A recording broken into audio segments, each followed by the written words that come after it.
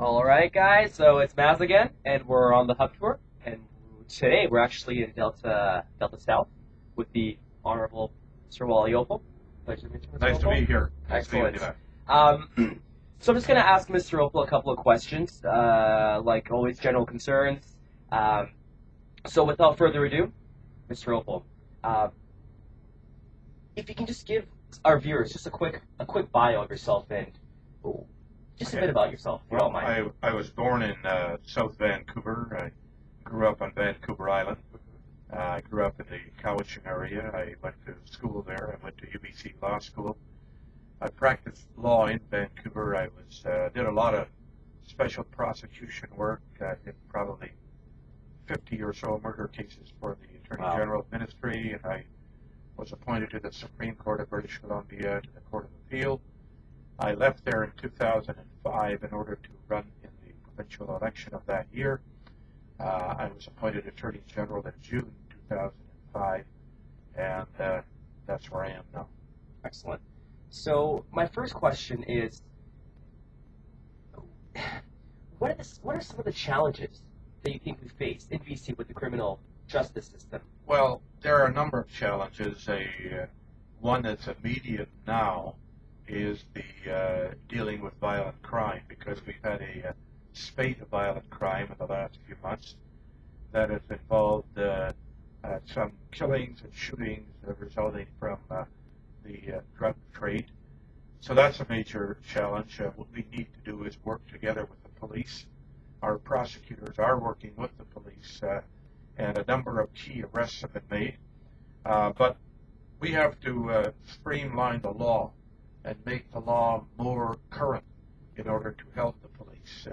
In that vein, the Solicitor General and I went to Ottawa in February, and we were successful in getting the law changed.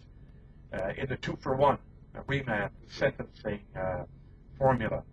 So that's worked well for us. Now our priority is to modernize the laws of wiretap so that the police have better access to information in order to solve some of the crimes. So we're doing that. I think also we need to solve the delay in our courts for criminal trials. The disclosure laws need to be changed.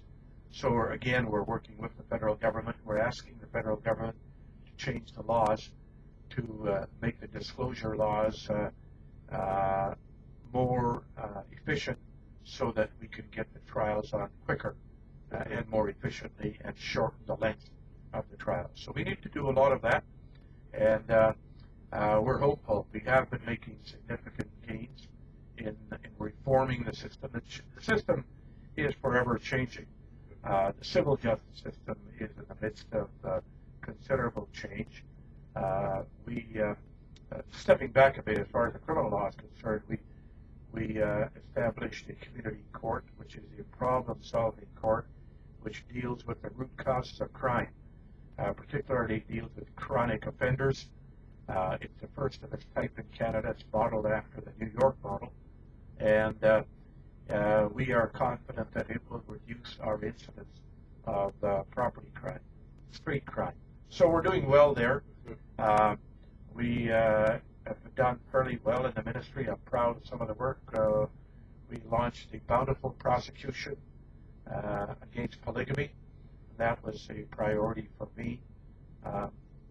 So we're also involved in a major way with violence against women. We've worked with women's groups, and we put a lot of resources into violence against women. So we got a lot of those challenges, and it's exciting to be working on some of these challenges in order to make social changes that will improve our life here in British Columbia. Now, my next question, you mentioned phone tapping earlier. So I guess that kind of leads into my next question. As the BC Liberals, what are some of the steps that we are taking to tackle, organized crime in the Lower Mainland? Well, organized crime needs to be, if we're going to address the cause of the problem of organized crime, we have to have modern tools to do it. And one of the problems that we've had is that the wiretap laws are not current. Our present wiretap laws are written in 1974. Wow. So we are urging the federal government to make it easier for the police to obtain warrants to intercept phone calls of those people who the police reasonably suspect have committed crimes of violence. And we want the police to have the necessary tools to solve those crimes. So we're doing a lot of that. We are also concerned with the technology that has really bypassed the law.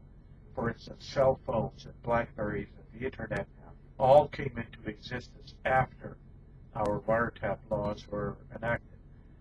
There is a major problem in identifying cell phones because many members of organized crime use cell phones that are disposable.